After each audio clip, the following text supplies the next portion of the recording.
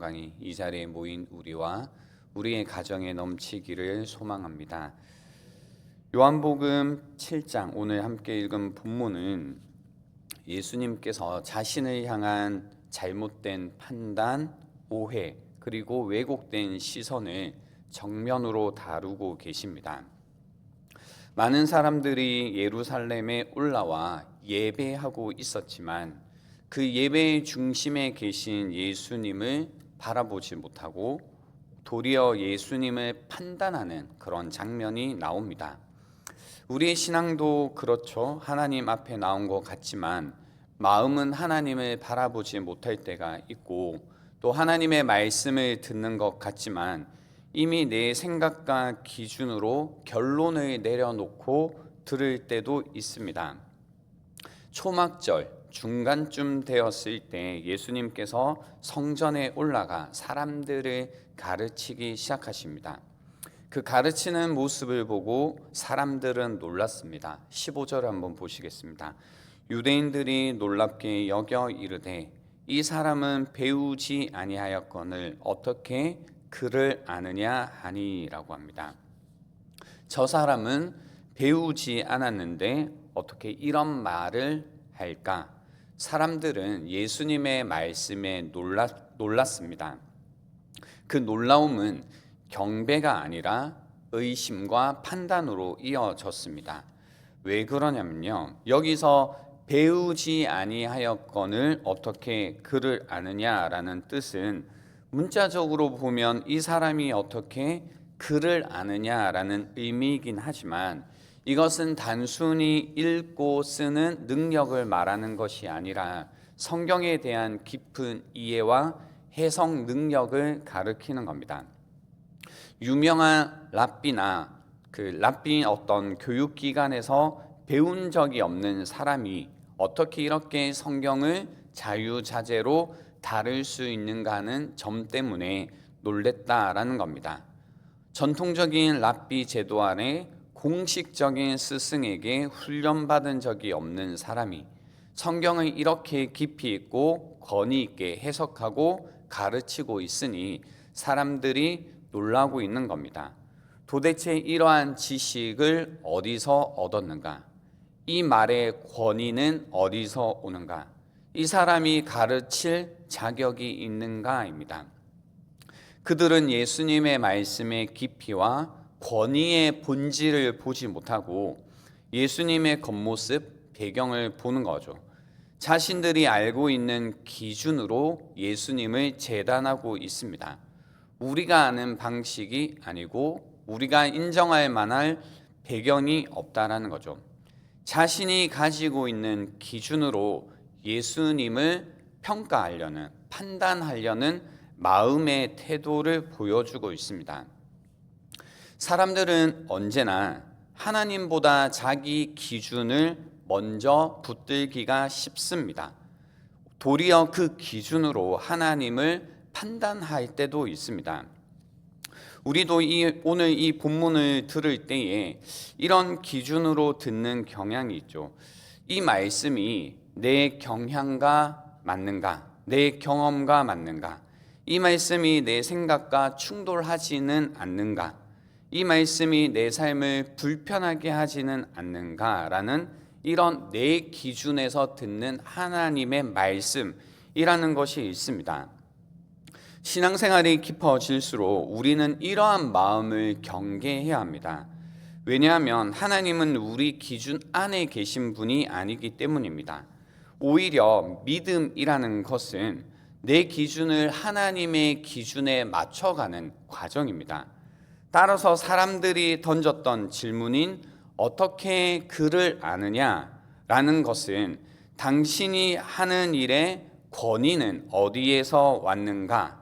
당신이 가르치는 말의 근거는 무엇인가? 예수님의 권위와 출처를 묻는 질문입니다. 기준에 대한 얘기입니다.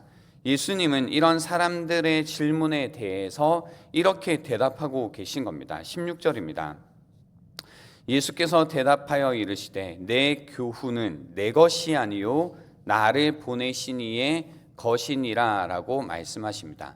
내 교훈은 나를 보내신 이의 것이니라 라는 거죠. 대담한 선언이시죠. 예수님은 자신의 가르침이 자기 생각이나 자기 해석이 아니라 하나님께로부터 온 말씀이라고 밝히십니다.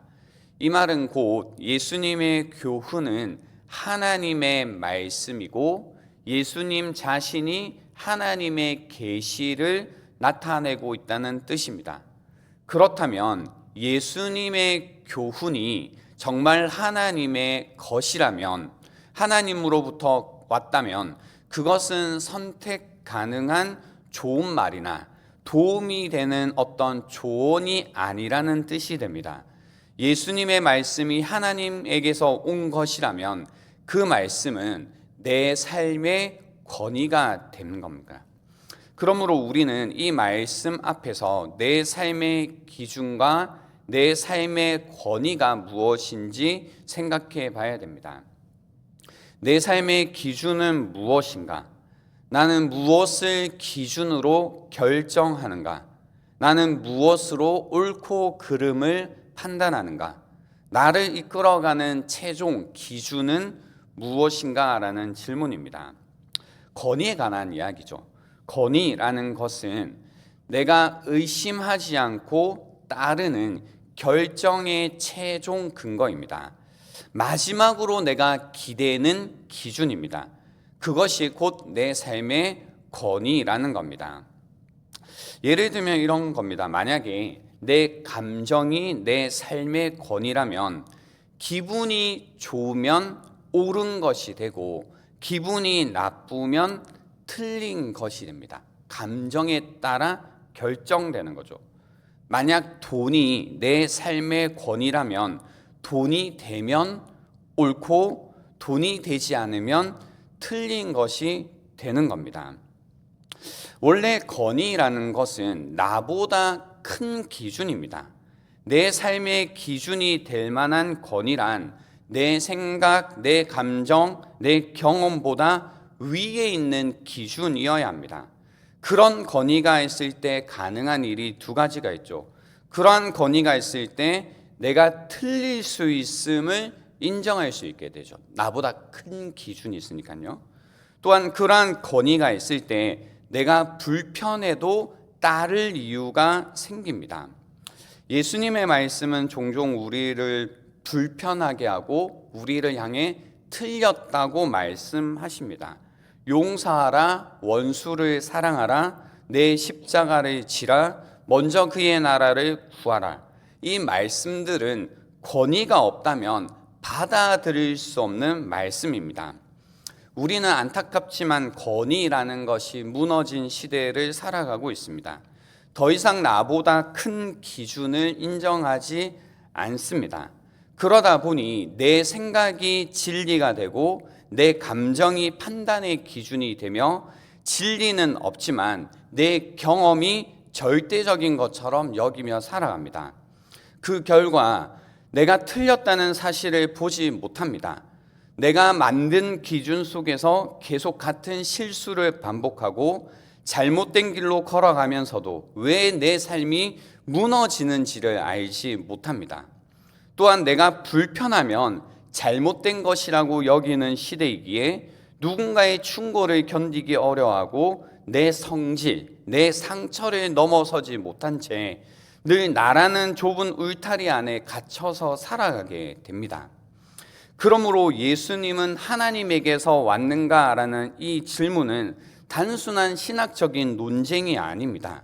이 질문은 곧 내 감정보다, 내 계산보다, 내 상처보다 분명한 예수님의 말씀이 내 삶의 마지막 기준이 될 만한 권위를 가지고 있는가를 묻는 질문입니다. 그래서 내 감정과 내 계산과 내 상처를 뛰어넘는 믿음이 있는가를 묻는 질문이 되는 겁니다. 내 교훈은 내 것이 아니요 나를 보내신 이의 것이니라. 이 말씀을 믿는다면 우리는 내 기준을 내려놓고 나보다 크신 하나님의 말씀을 전적으로 듣고자 하는 마음, 그 말씀으로 서야 됩니다. 바로 그 마음이 오늘 우리에게 필요한 믿음의 태도라는 겁니다.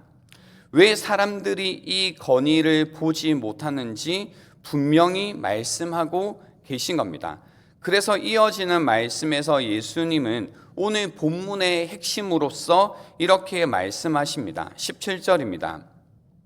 사람이 하나님의 뜻을 행하려 하면 이 교훈이 하나님께로부터 왔는지 내가 스스로 말함인지 알리라 라고 말씀하십니다.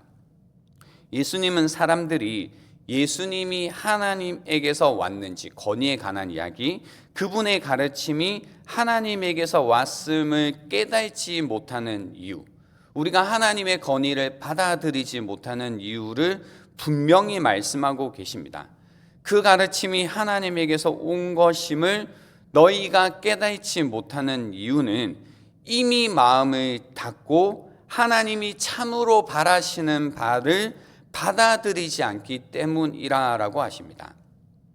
하나님의 뜻을 행하려는 마음, 순종하려는 마음이 없기 때문에 보지 못하고 알지 못하는 것이다 라고 말씀하십니다.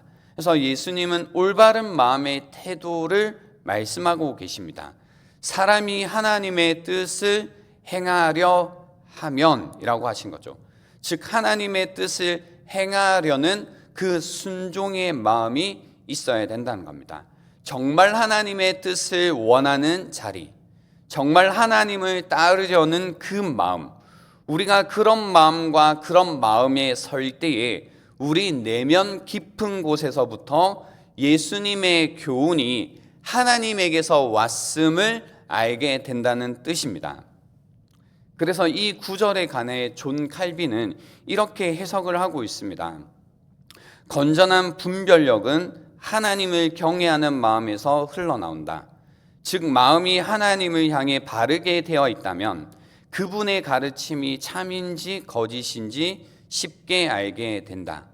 동시에 그들의 둔함을 우회적으로 책망하신다. 그들이 진리와 거짓을 분별하지 못하는 이유는 경건이 없고 하나님께 순종하려는 마음이 없기 때문이다. 이 가르침은 대단히 중요한 통찰이다. 사단은 끊임없이 함정을 놓고 우리를 속이려 하지만 하나님께 순종하기로 마음을 정한 자에게 성령께서 분별의 빛을 주신다. 그렇다면 우리가 속는 이유는 단 하나, 완고함 때문이다 라고 했습니다. 우리의 눈을 가리는 것은 하나님을 경외하는 마음이 없기 때문입니다. 그러므로 우리의 눈을 여는 것은 하나님께 순종하려는 그 마음이라는 겁니다. 그러므로 오늘 이 아침이 하나님을 경외하는 마음을 다시 세우고 하나님께 순종하기로 마음을 정하는 시간이 되기를 소망합니다. 순종의 마음을 발걸음을 내딛는 사람에게 하나님은 언제나 보여주시고 깨닫게 하시고 알게 하신다라는 겁니다.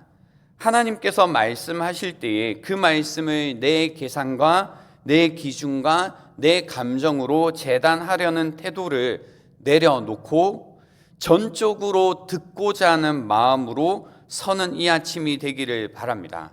그럴 때 다시 한번 하나님의 말씀이 내 삶의 권위가 되고 내 삶은 하나님의 영광을 향해 재정렬하게 됩니다. 18절 말씀을 보십시오. 스스로 말하는 자는 자기 영광만 구하되 보내신 이의 영광을 구하는 자는 참되니 그 속에 불의가 없느니라 라고 합니다. 예수님은 자기 영광이 아니라 하나님의 영광을 구하며 바라보며 사셨습니다. 그리고 그래서 그 순종의 마음은 십자가의 길로 이어졌습니다. 예수님은 하나님께 순종하는 사랑과 자기 백성들에게 자신을 내어주시는 사랑으로 십자가의 자리까지 가셨습니다. 그리고 그 순종 안에서 하나님의 영광이 드러났다라는 겁니다. 하나님께 순종하기로 마음을 정하는 이 아침이 되기를 소망합니다. 하나님께로 순종하고자 하는 그 마음 가운데 하나님께서 다시 한번 우리의 삶을 십자가의 길로 인도해 가시기를 바랍니다. 그 가운데 깨닫게 하시고 알게 하시고 다시 한번 하나님의 말씀이 내 삶의 건의가 되어 내 삶이 하나님의 영광을 향해 바르게 재정렬되는 오늘 하루가 되기를 소원합니다. 이 시간 들은 말씀을 가지고 기도하는 시간을 갖도록 하겠습니다. 하나님 아버지, 다시 한번 나의 삶이 주의 말씀을 가지고 바르게 세워지는 시간이 되기를 원합니다. 다시 한번 하나님의 말씀을 내 삶의 권위로 받아들일 수 있도록 도와주셔서 전적으로 주의 말씀을 듣는 이 아침이 되게 도와주시옵소서. 하나님께